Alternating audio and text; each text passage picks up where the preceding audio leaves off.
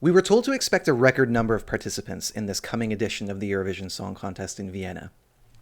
Right now, it's on track to be a record low. Israel is staying in the contest, which is, I think, a result that a lot of people expected at this point.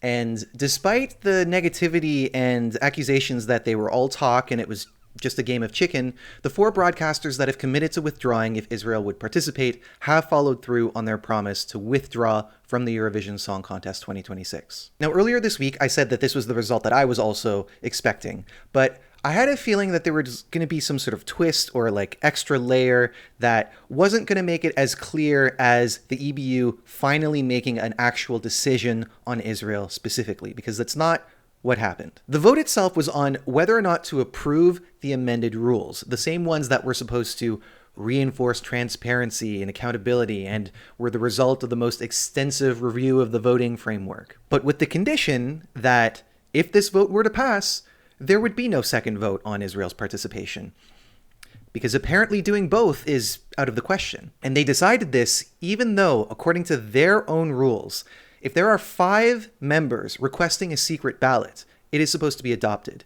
And there were at least 7 who were requesting a vote on Israel. The Slovenian broadcaster reported that together with the national broadcasters of Spain, Montenegro, the Netherlands, Turkey, Algeria, and Iceland, RTV Slovenia asked for a secret vote on Israel's participation in the Eurovision Song Contest. But it was not performed. RTVE backed this up by saying that their request was rejected. There was another Spanish outlet, 20 Minutos, that said it was 8 members. RTV Slovenia only listed 7. But nonetheless, the protocols were followed on the broadcaster's side, but they were not followed on the organization's side.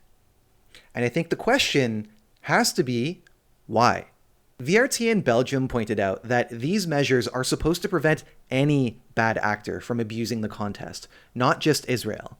But in doing this, the EBU made it so that the members would have to vote against all these things that they just touted as being really important changes in order to even have a possibility of having a say on Israel. And so no, I wasn't expecting this evasive trick, but at the same time, it is 100% in character for the EBU because they've been dragging their feet on even allowing the entire membership to have a say on this. It really says so much about what their priorities are and whose membership matters more.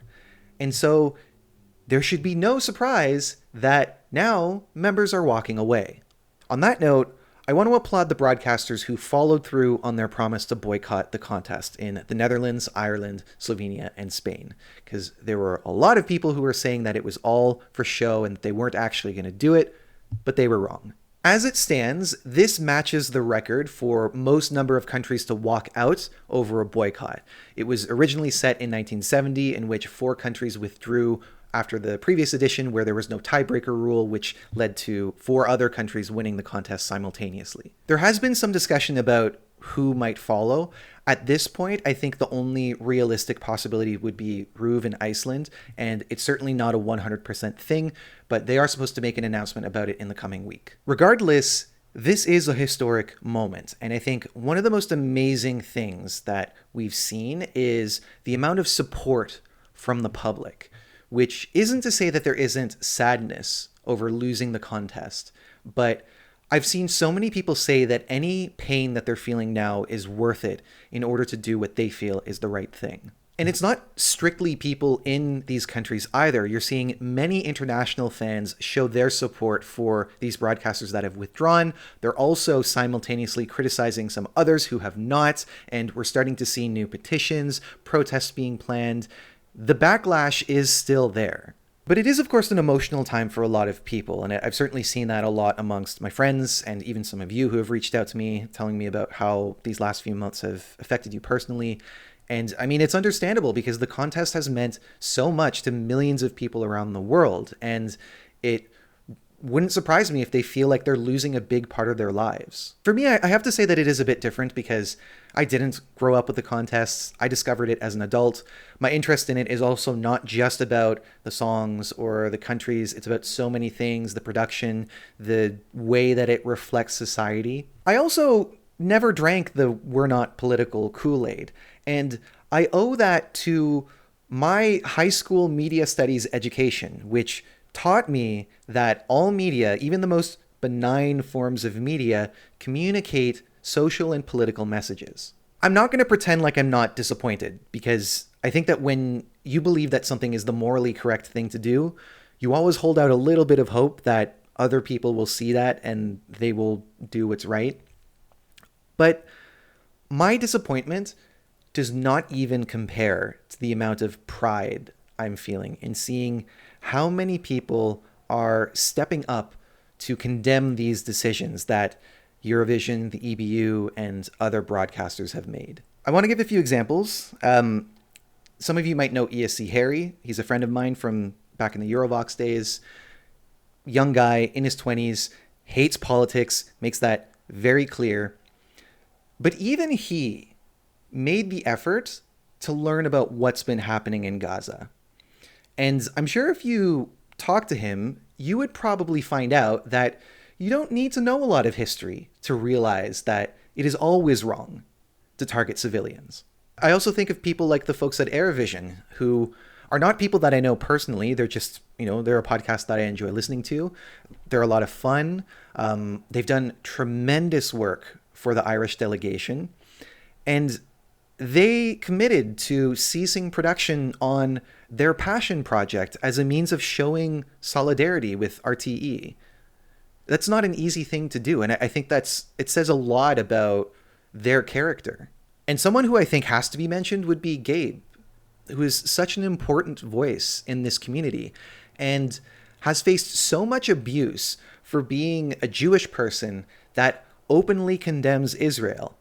And he does it because he can see when the pain of his people is being exploited in order to inflict violence on another group of people. These are just 3 examples.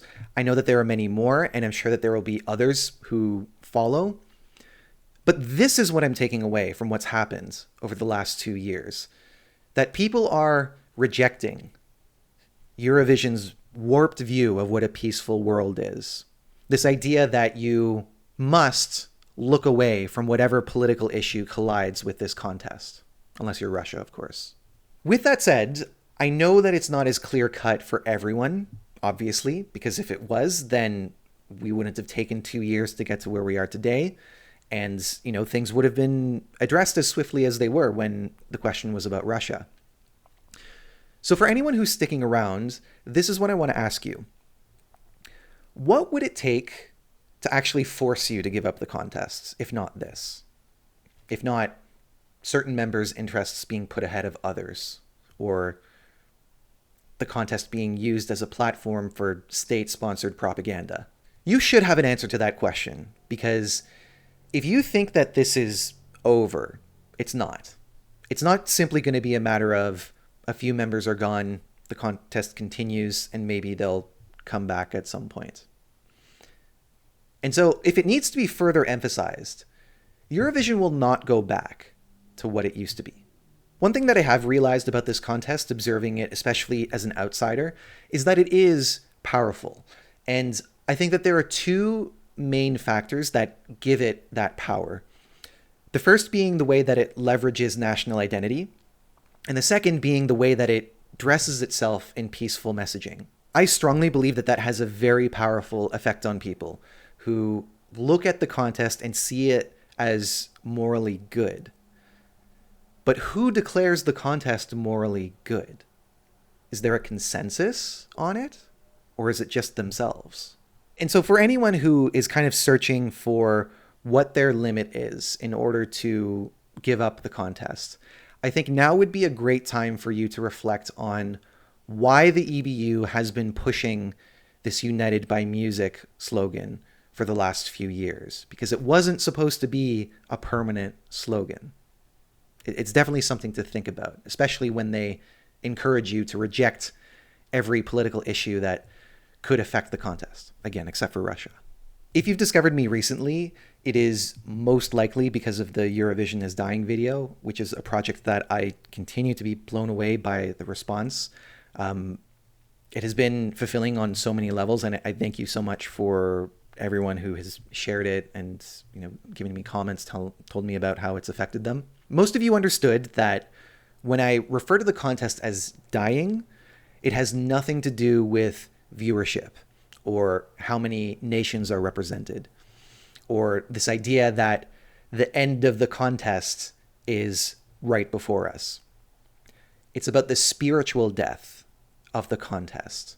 And what I've seen, based on the comments from that video, is that to some degree that is subjective, because some people feel like the contest already died. Some people say many decades ago. They all have their own personal reasons for feeling like the contest just didn't serve its purpose at some point.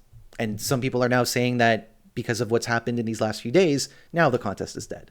For an event that touts itself as being a force for good, about uniting over music, being born from the ashes of the Second World War, I can think of no more perfect death than that same event becoming a puppet of a nation that is committing a genocide.